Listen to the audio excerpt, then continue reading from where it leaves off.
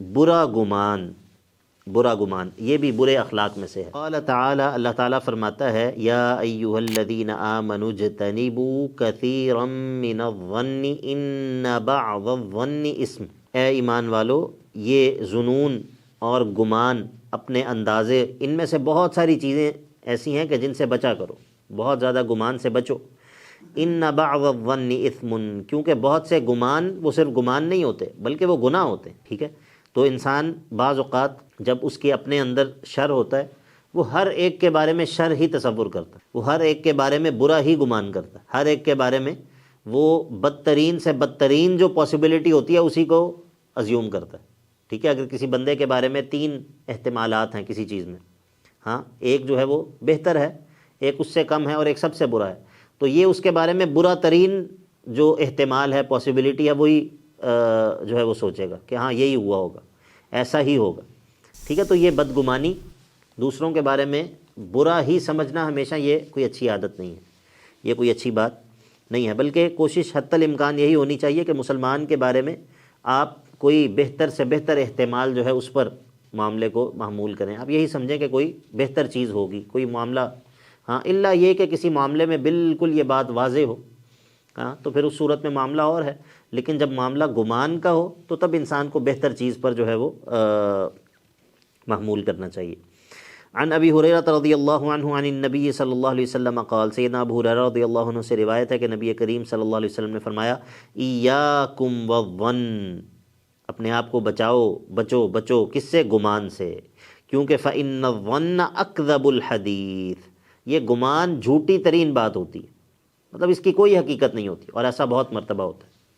کہ انسان نے جو بات سوچی ہوتی ہے، جو بات ازیوم کی ہوتی ہے، حقیقت بالکل اس سے الگ ہوتی ہے، بالکل اس سے الٹ ہوتی ہے، لیکن بعض دفعہ انسان ذہن میں ایک گمان قائم کرتا ہے، پھر وہ گمان جو ہوتا ہے وہ آہستہ آہستہ اس کی ترقی ہوتی ہے، ہاں آہستہ آہستہ وہ بات بڑھتی ہے۔ بعض دفعہ 2 دوست ہوتے ہیں، ٹھیک ہے؟ ایک کے دل میں دوسرے کے بارے میں کوئی بات آ جاتی ہے، ٹھیک ہے؟ اب یہ اس سے بات نہیں کرتا، یہ اپنے ذہن میں سوچتا ہے، اچھا وہ پہلے چھوٹا سا بیج ہوتا ہے، پھر وہ آہستہ آہستہ سوچتا ہے اسے پانی دیتا ہے، وہ بڑھتے وہ اس کے ذہن کے اندر اتنا بڑا ایشو بن جاتا ہے کہ جس کا حقیقت میں کوئی وجود ہی نہیں تھا، حقیقت میں اس کا کوئی وجود ہے ہی نہیں، لیکن یہ صرف اس شخص کے ذہن کے اندر ایک بات، وہ بڑھتے کیا سے کیا بن جاتی۔ بہت سارے رشتہ داروں کے اندر ایسا ہوتا ہے، بہت سارے دوست احباب کے اندر ایسا ہوتا ہے۔ آپ نے کبھی یہ چیز دیکھی یا سنی ہے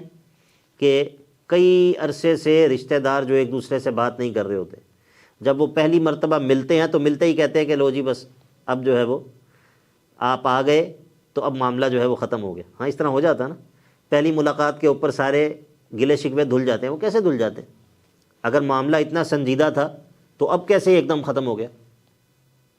اگر معاملہ اتنا سنجیدہ تھا کہ جس نے آپ کو اتنے عرصے تک ایک دوسرے سے دور رکھا، ایک دوسرے سے بول چال بند رہی، ایک دوسرے کے بارے میں آپ جو ہے وہ برا سوچتے رہے، برا کہتے رہے، تو اب اچانک کیسے یہ معاملہ حل ہو گیا؟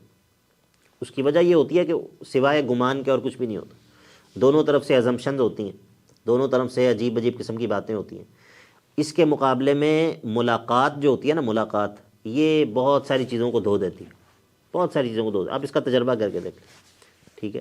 آپ کے دل میں کسی کے بارے میں بات ہے، کسی کے بارے آپ اس سے ملیں، اس کو مل کر اس کے سامنے بات رکھیں، اس سے بتائیں، ٹھیک ہے؟ تو وہ جو بھی ہوگا آپ کے ساتھ، لیکن اس میں بہت خیر ہوتی ہے،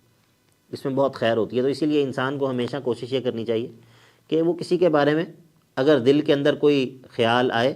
کوئی چیز محسوس ہو، اس سے بندہ کہے کہ بھائی میں نے آپ کے بارے میں یہ چیز محسوس کی، میں نے جو ہے وہ یہ چیز میرے ذہن میں آئی، یہ اس کی کیا حقیقت ہے؟ تو وہ اگر وہ گمان ہوگا، اس گمان کا خاتمہ ہو جائے گا، جو بھی حقیقت ہوگی وہ واضح ہو جائے گی، ٹھیک ہے؟ تو آپس کے تعلقات کے اندر یہ چیز جو ہے یہ کئی مرتبہ تعلقات کو خراب کرنے کا باعث بنتی ہے۔ اقول قولی ھذا واستغفر اللہ لی ولکم ولسائر المؤمنین وآخر دعوایا الحمد للہ رب العالمین۔